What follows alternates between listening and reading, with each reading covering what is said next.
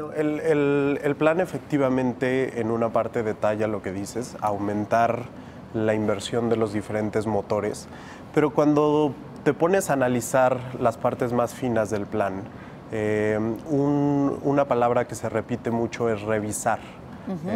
Se habla de revisar la reforma energética, ¿no? Se habla de revisar los planes de los farm outs de Pemex, de revisar la forma en que se están haciendo y eventualmente cambiar esta forma.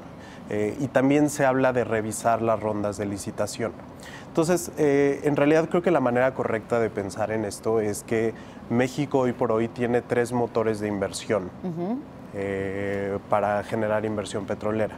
Por una parte tiene los recursos de Pemex, las inversiones que Pemex puede desplegar.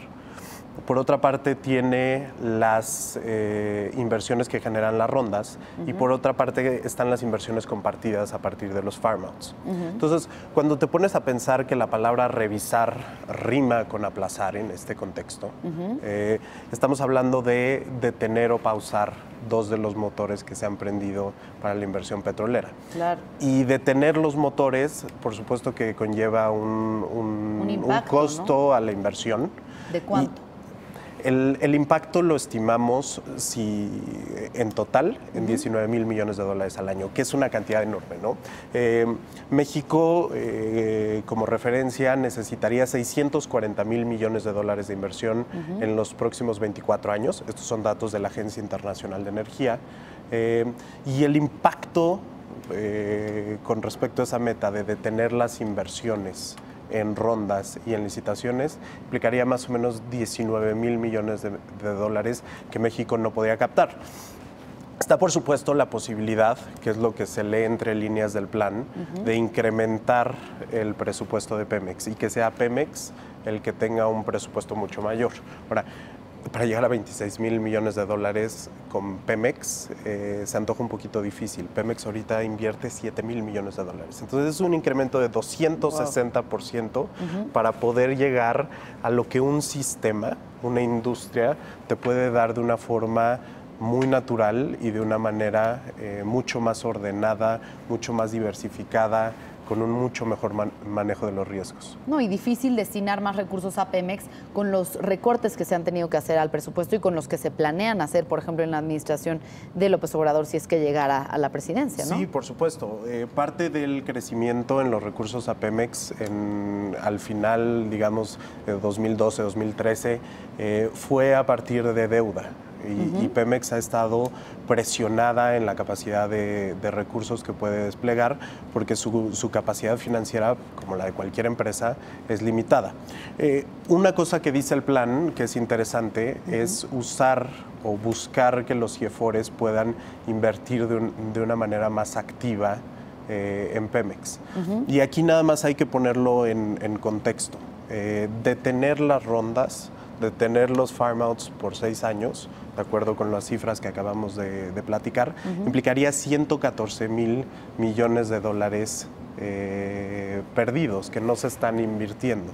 Eso es más o menos la mitad de todo el dinero que manejan los IEFORES.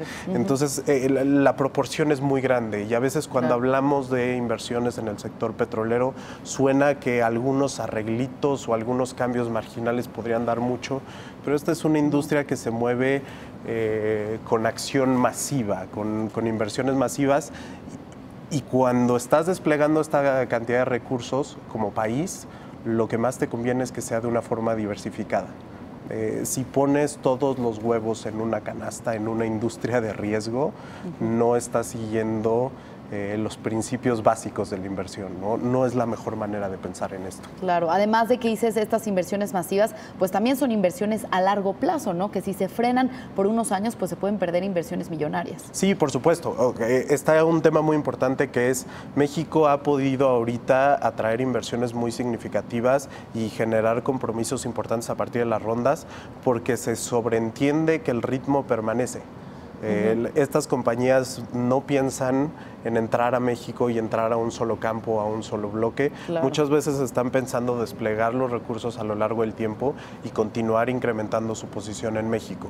Si tú rompes con ese ritmo, sea por un año, sea por 2 años o sea por 6 años, estás mandando una muy mala señal de estabilidad a la industria global y estás haciendo que tu palabra sea menos creíble hacia adelante.